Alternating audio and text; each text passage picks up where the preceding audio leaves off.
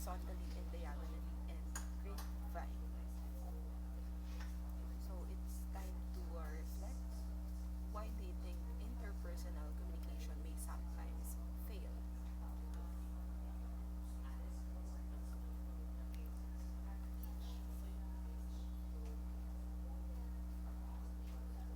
So a barrier is something that prevents or controls progress or movement, or something that comes in the way of the desired outcome. It creates the desired impact. It may confuse the listener or reader, create misunderstanding and confusion, and may sometimes lead to communication breakdown. It implies hurdles or obstacles on the way of transmission of the message from the sender to the receiver. It allows only a part of the message to filter through. As a result, the desired response is not achieved.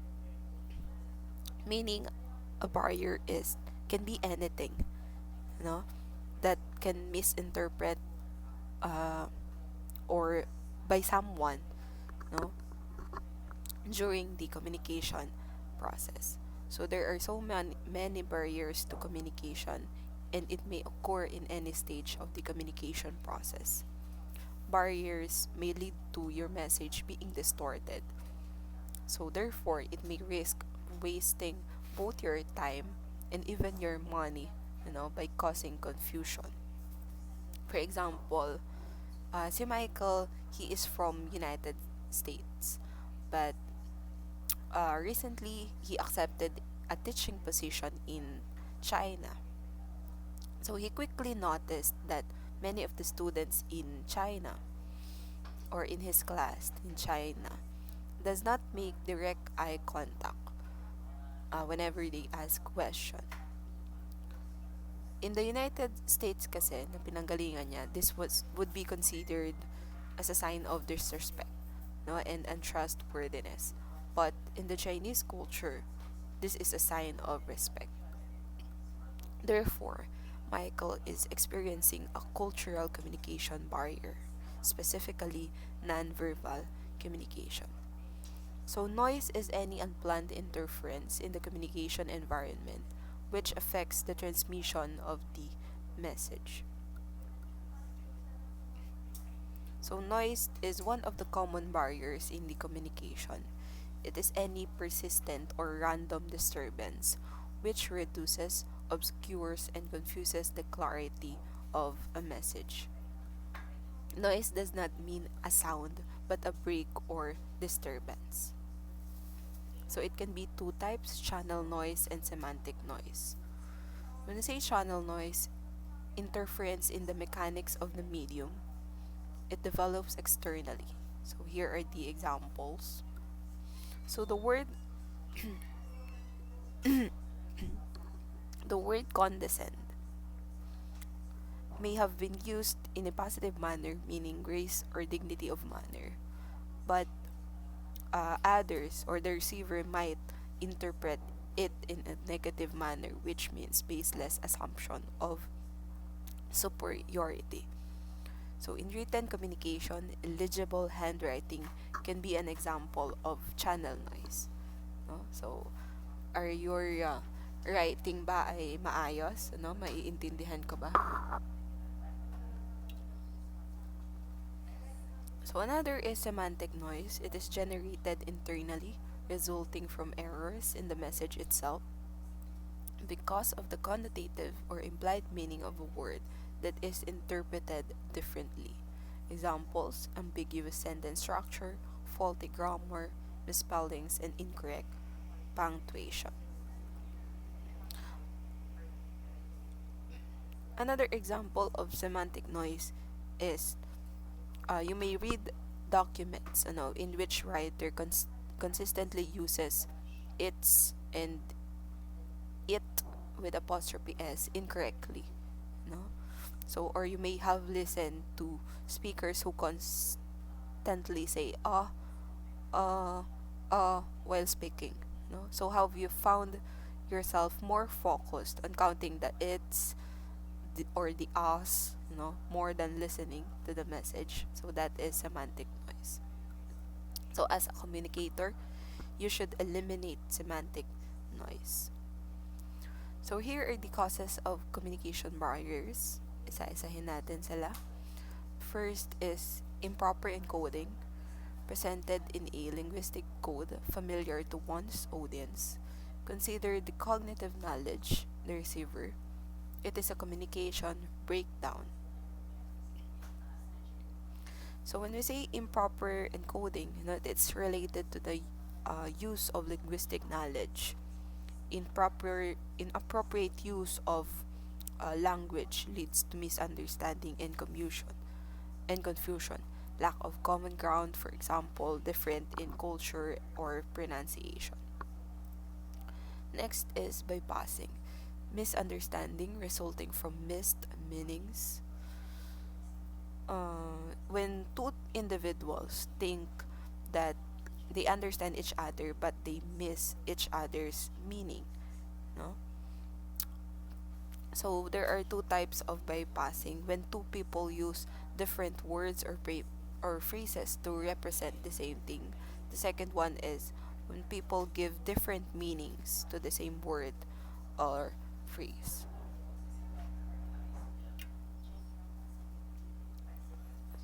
So for example of bypassing, when people say or use the word gay, so one may think it is related to sexuality, or others may use the word gay as happy, no?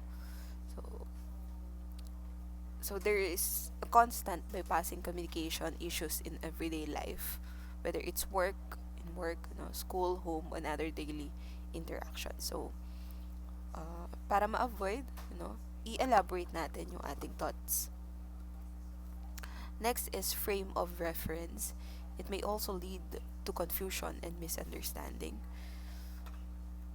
It is individual to everyone as it is based on our experience, exposure, education, personality, and several other elements peculiar to us. So everything you see and feel in the world is translated through our individual frame of reference. So, meaning, unique yung ating na-experience, yung ating education, yung ating culture, no? Iba-iba po tayo. So, because your frame of reference is different from everyone else's, you will never see things exactly as others do. So, a common example, when someone tells a joke, the other person doesn't understand it because lacking of familiarity with the sender or his or her humor. Okay? So to avoid communication failure, be sensitive to this fact and try to put yourself in the other person's position. Okay?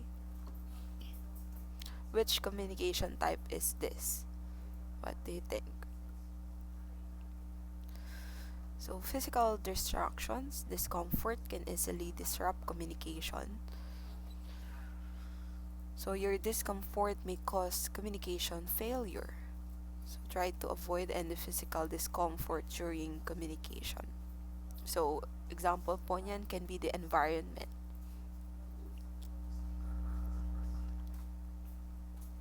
The room may be too hot or too cold, or the chairs that you are sitting can be uncomfortable. Next is psychological and emotional interference. Any emotional disturbance that leads to lack of interest and concentration. Example, feelings of sadness, fear, anger, anxiety, or jubilation influence our reception and receptivity.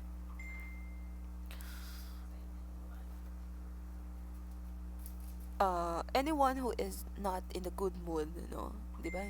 Hindi nila gusto laging magsalita, or worse, they talk negatively. So meaning a preoccupied mind is not good at communicating. For example, when a person is angry, he or she might say things that they regret later. So even when listening to someone, else speak, An angry person might easily misinterpret the message. For example, a person having extreme mood of happiness, will laugh at anything that you will say. And the same person, when sad, will cry or be angry or get angry at insignificant situations. So one must assure that one is not emotionally charged, for example, very excited, angry, or nervous. So the sixth one is intercultural differences. It is the receiver who assigns meaning to message cues, and meanings are assigned in terms of a receiver's frame of reference. So the receiver belong to different cultures and share different values. So katulad ng example natin kanina kay Michael, no?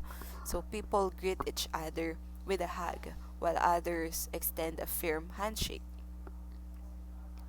So in most Asian countries, yung mga employee, they dress formally as a sign of professionalism. So where certain countries, for example, sa Europe, they encourage a more informal dress code. So we have six type of communication barriers. First one is intrapersonal barrier. Differences in perceptions, experiences, education, culture, and personality. Interprets the same information in different ways. In intrapersonal barrier, internal obstacles or limitations that an individual faces. So here are the common communication barriers. Include self-doubt, negative self-talk, emotional struggles. When wrong assumptions. So, for example, you speak English to people with little or no knowledge of the language. So, it is generally made because the sender or the receiver does not have an adequate knowledge about others' background, or entertains false concepts. Varied perceptions, individuals in an organization or outside perceive the same situation in different ways. So when different individuals, they hold different viewpoints but the same situation. So look at the example. Next is differing backgrounds. Background plays a significant role in how we interpret a message. Something not experienced earlier is difficult to interpret or appreciate. So, different yung ating backgrounds, due to education, culture, language. So, our background, it it plays a significant role in how we interpret a message. So it is necessary to know the background of the audience. Empathy or identification with another person is the solution.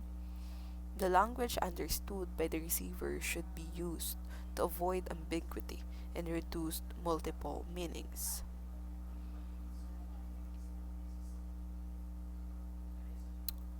Be cautious while using words, several connotations implying meanings and definitions, rephrasing and repeating words that can be confusing. Words often confused in their meanings, yung mga homophones, same pronunciation but different meaning and spelling. Eight, eight, bond, bond, blue, blue, course or course, fair, fair, jeans, jeans, R, R. Okay. Next, homonyms, same pronunciation and spelling but different meaning. Arm, clip, crane, bark, drop, fit, lives, park, scale, ship, type, wave, and etc. Homographs spell the same but have different pronunciations and meanings. Uh, we have minute or yung clock, and meron tayong minute na capital, I mean minute, same spelling, but the pronunciation is minute, minute or little. We have read, yung long e na read, and then read, na short e, I mean na read. Wind, a gust of air.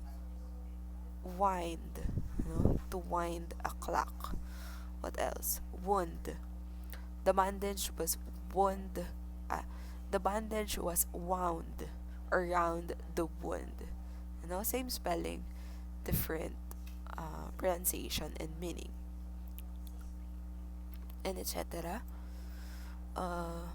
Intrapersonal barriers, words with different connotations. Yun po yung example natin.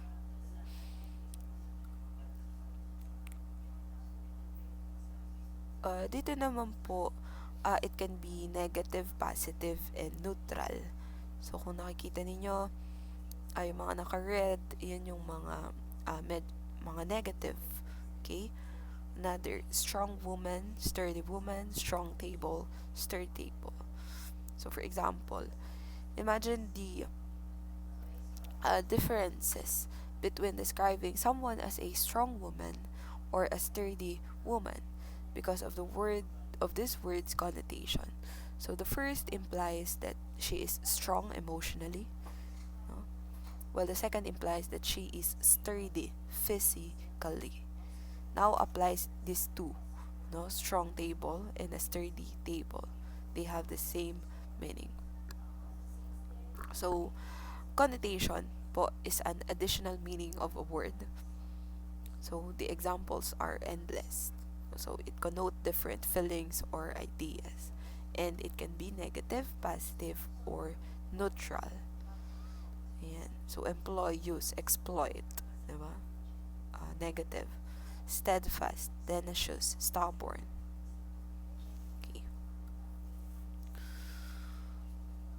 Wrong inferences, illogically and basely assumed conclusions far from the fact. Evidence suggests, or in my opinion. So there are qualifying or qualifiers to remind yourself and the receiver that this is not yet an established fact. So when we say wrong inferences, we fail to distinguish between what exists and what we had assumed to exist. So inferences are more dramatic than facts. So it provide more scope of gossip and rumor to spread. So it is very essential, that inferences be supported by facts. For example, an employee returns from a business trip and finds that two of his colleagues are absent. So they don't turn up for several days. So there is a recession. He draws an inference that they have been dismissed. So you see, it is not supported by fact, pero kinunclude na niya na na-dismiss na agad yung dalawang employee.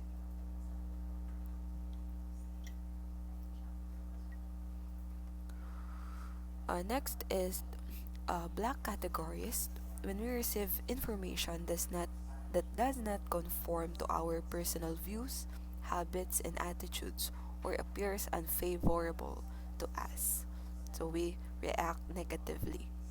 Rejection, distortion, and avoidance are common negative reactions. In black categories, mhm, people ignore, current development and updates, so they feel it difficult to quickly adapt themselves to these resolutions. So people with closed mind and who do not accept change or new perspectives are called misogynists. They tend to ignore variations and differences, which leads to unreliable conclusions. So some people have certain prejudices so deeply embedded in their mind that cannot be challenged. So example, uh, a student may think, that only a student of science is good in reasoning. So another might be the opinion that young executives are more efficient than older ones. So to overcome this barrier, dapat open-minded, depersonalized, unbiased, and technologically upgraded.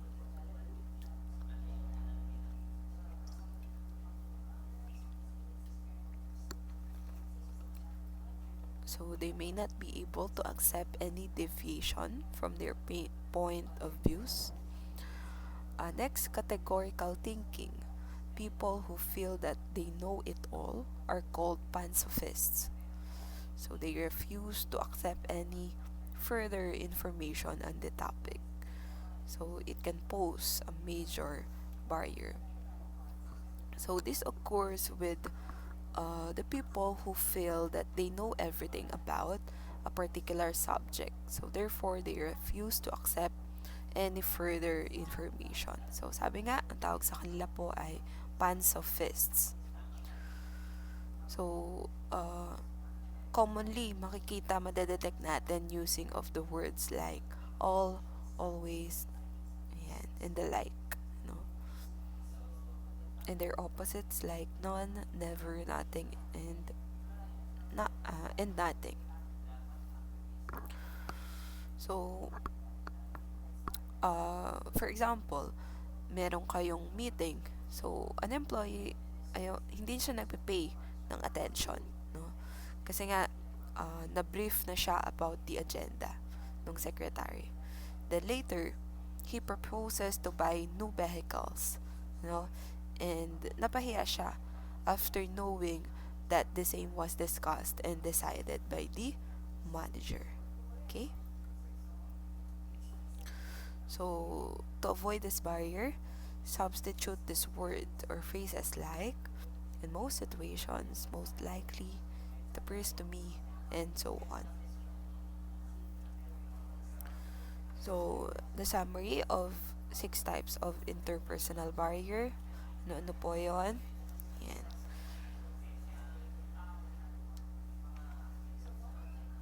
So, next, interpersonal barrier. Due to the inappropriate transaction of words or message. There are two broad categories: inefficient communication skills, negative aspect, nurturing in the climate.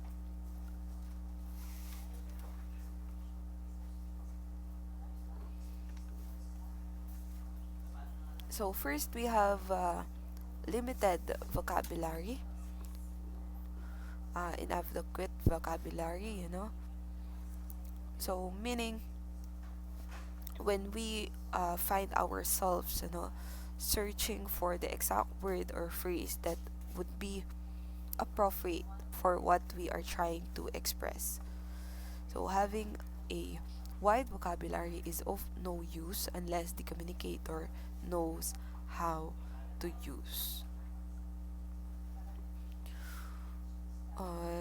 In communication, the denotative, literal, and connotative implied meanings of the words used should be clear to the receiver. For example, when a person is at a loss for words, during a speech, his communication will be very ineffective and he will leave a poor impression on the audience. So, para ma-overcome, magbasa, increase yung vocabulary,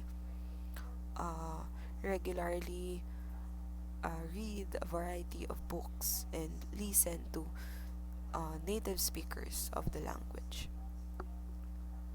Next one, incompatibility of verbal and nonverbal message, it may lead to undesirable and effective communication. Nonverbal cues provide a deeper insight into the sender's message. So when there is no connection, between what a person uh, speaks and what he express, no? So mako-confused, no? Mapapuzzled. So the first impression about people on the basis of their physical appearance. Guidelines to improve your appearance. So, magsuot ng tamang dress according to the occasion, wear neat and clean clothes, choose an appropriate hairstyle, wear clean and polished shoes. Para mag-overcome, maging aware sa ating sariling katawan. No? Sabi nga, dress according to the occasion. Next, emotional outburst. Excessive emotional involvement can be an obstacle. For example, extreme anger, frustration, or all other types of negative emotions can make an effective communication absolutely impossible. Kapag masyado tayong na-overwhelm ng ating emotion, napakaraming negative emotions, prejudice, stereotyping, boredom, and even positive emotions like happiness, excitement, it can both hinder effective communication.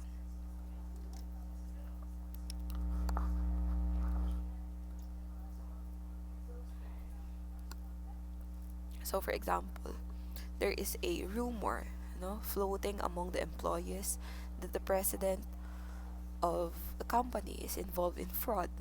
No? So the president is aware that he thinks that they are baseless. No? So when the president of a company is asked to address the same employees, he can put his point across as he is flashed with anger. So paano po i-overcome yon? I-sharpen mo yung iyong self-awareness, uh, intuition, composure, and empathy. Yan. Maintain yung composure in all kinds of communication. Viewing issues from different perspective helps develop. Avoid reacting.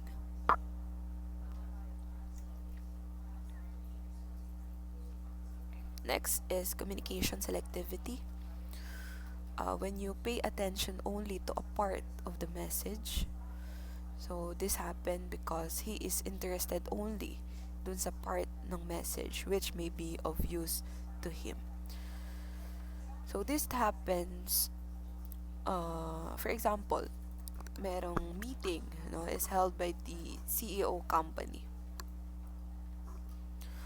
She calls all her executives from various divisions: production, finance, and marketing. So when she addresses the message related to finance, the other ignores, thinking that it is not important for them.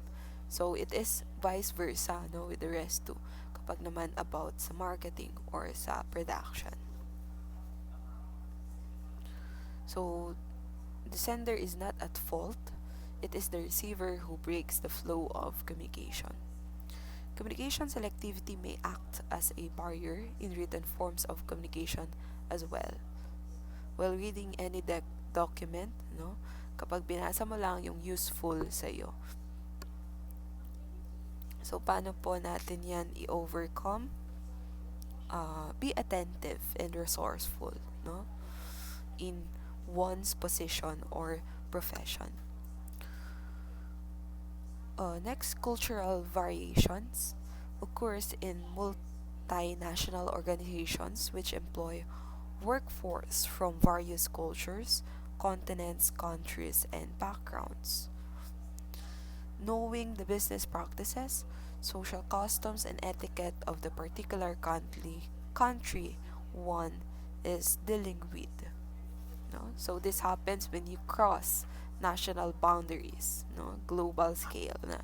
So if we lack observing the laws, the customs, traditions, and the practices, barrier may occur. For example, in America, it is okay na i-address mo yung senior mo with his or her first name. No? However, in India, it shows disrespect.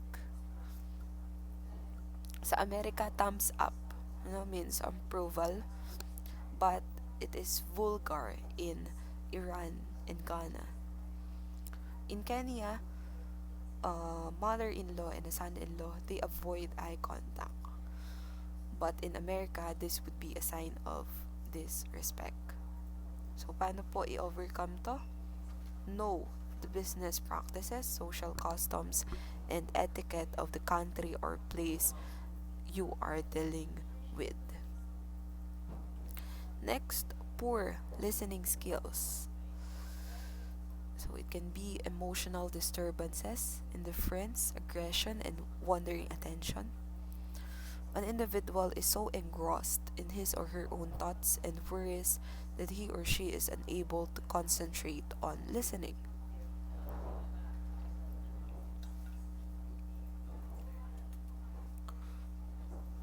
Uh, so it is very important that we remember that listening and hearing are not the same. So hearing, passive lang yon, exercise, while listening, it requires careful attention. No? Katulad nung ating uh, listening comprehension activity, last meeting, it requires careful attention. Divided attention adversely affects the superior subordinate relationship besides distorting the communication. For example, yung boss mo, ano, a superior goes on shifting papers on his desk while listening to his subordinate without making eye contact. No? So, divided na yung attention niya habang siya ay nag-aayos ng papel. Wala na yung attention niya doon sa kanyang kinakausap. So, ano po yung best way to overcome? Be attentive while listening to the message. So, noise in the channel is any unwanted signal that acts as a hindrance in the flow of communication. It can also occur in visual, audiovisual, written, physical, or psychological forms. Noise may distract the receiver from the message. For example, disturbances in telephone lines, sa mga machine. Another example, human noise. Yan. Dim type scripts, illegible writing, are some examples of technical noise. Employees, gather for a meeting. Tapos, yung mga member late yung arrival. It distracts everybody's attention. How to overcome this? Be conscious of the ambience around us. So, at another time to reflect, why do you think it is important to overcome interpersonal barrier in the workplace?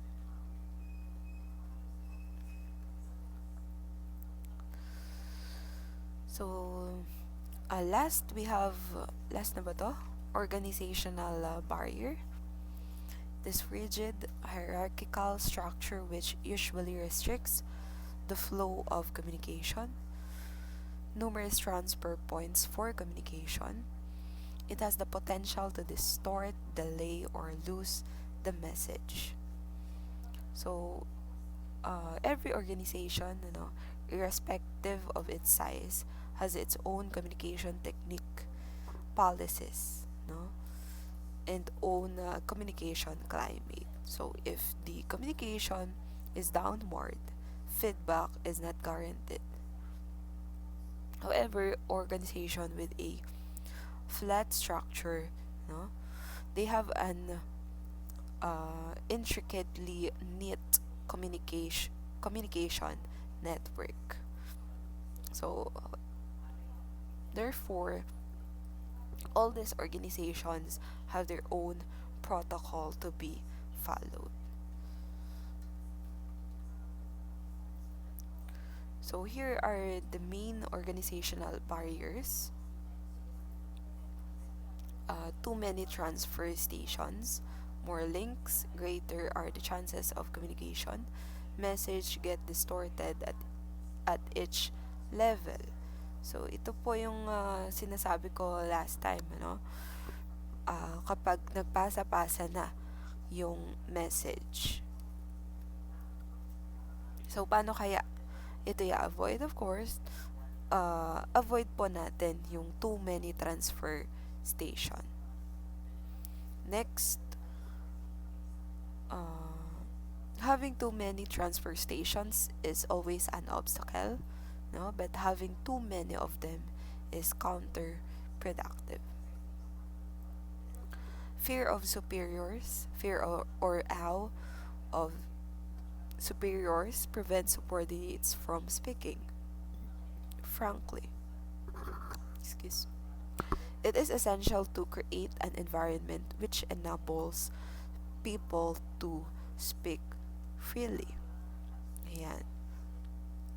So, kapag hindi kayo gaanong goods, or okay with your support, with your leader, with your superior, no? Of course, uh, uh, ina-expect mo, no, na hindi siya sa'yo ma-impress, hindi siya ma-please, no? Paano kaya i-overcome to? Create an open environment, no, for the employees to increase confidence. Yan, open environment is conducive. Encourage active participation from their subordinates. Senior officers pave the way for more ideas, resources, or solutions to come. Next is negative tendencies. Formal or informal, and generally consist of people who share similar values, attitudes, opinions, beliefs, and behaviors. Sa negative tendency naman, for example, the student members of the sports club of an educational institution, they may be annoyed, no, with non-members who oppose the club for allocating more funds to purchase sports equipment. Best way to overcome po this barrier is to create an environment where all members can respect and like each other's group, and uh, realize, that every group is important to facilitate. So, communication barrier can exist due to a conflict of ideas between the members and non-members of a group.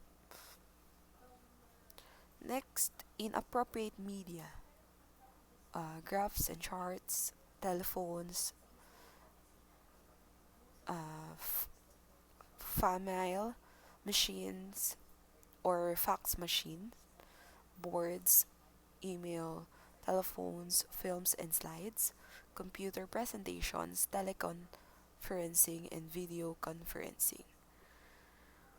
While choosing the medium for a particular occasion, the advantages, disadvantages, and potential barriers to communication must be considered. So, in appropriate media, no? So, for example, the telephone would not be an ideal medium for conveying confidential information.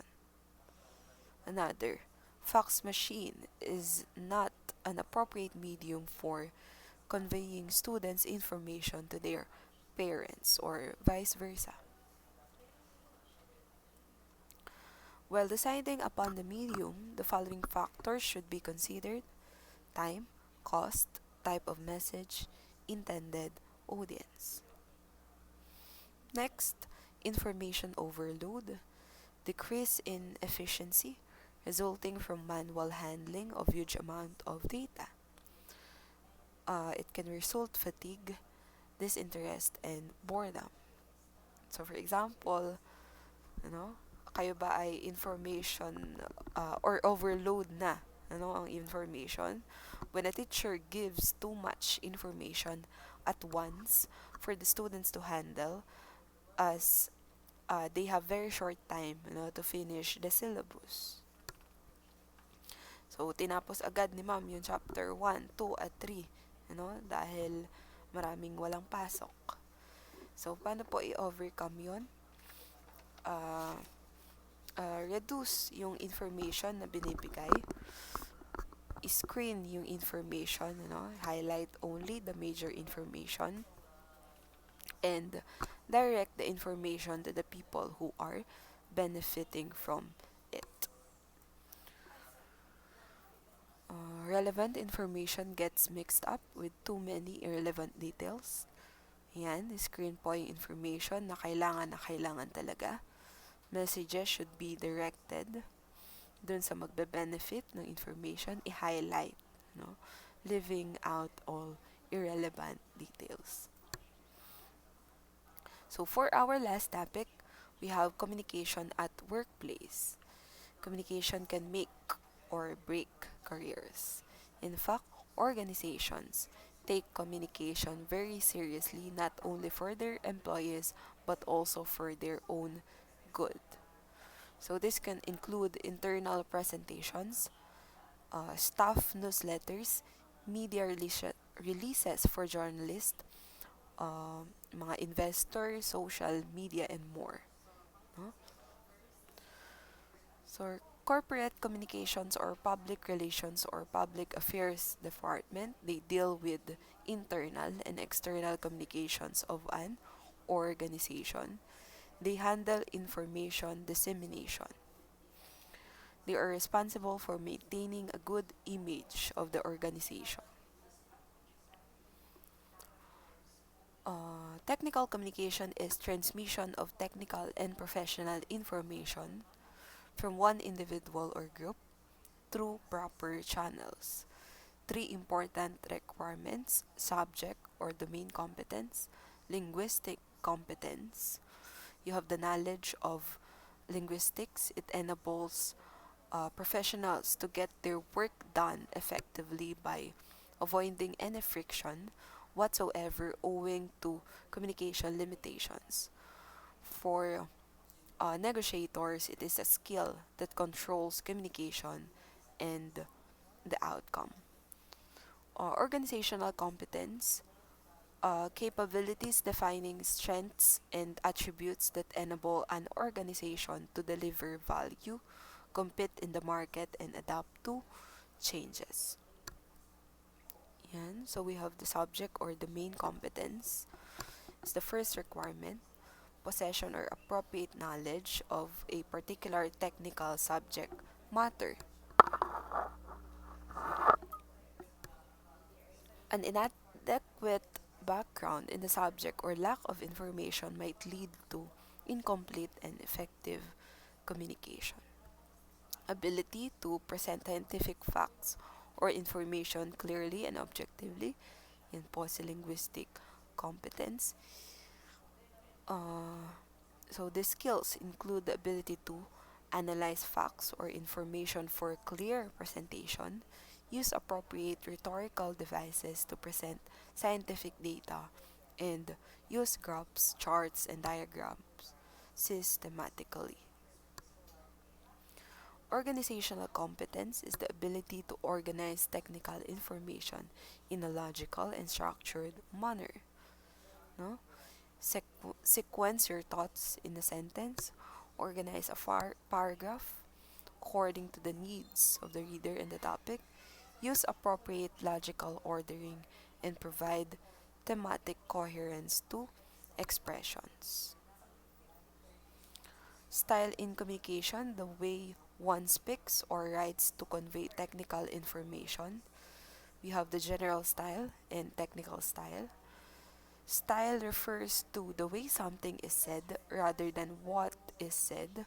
Style is distinctive mode or manner of expressing ideas in language. So how do you deliver information, depending on the mood, the tone, or even the mood of your writing. So that is style.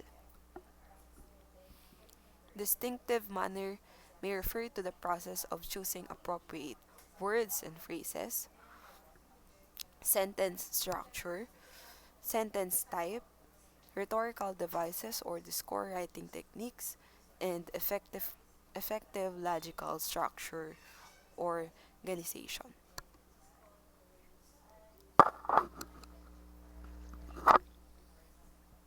So style in communication depends on several factors. The audience, for example, the same message when addressed to a superior is expressed more diplomatically, but when addressed to subordinates, it is more direct. The communicative context, for example, conveying routine information and making requests, communicating good or bad news, conveying goodwill or trying to persuade someone. And of course, the purpose. For example, the way one conveys good news is not the same, when conveying bad news. Therefore, style in technical communication may refer to the way a person puts words together into sentences, arranges sentences into paragraphs, and organizes paragraphs to frame a piece of writing or an appropriate oral discourse to convey technical information clearly and accurately. In short, it is the way one speaks or writes when one deals with a technical or scientific subject. So that is the end of our lesson. I hope you have a great day ahead. Thank you for listening and your participation.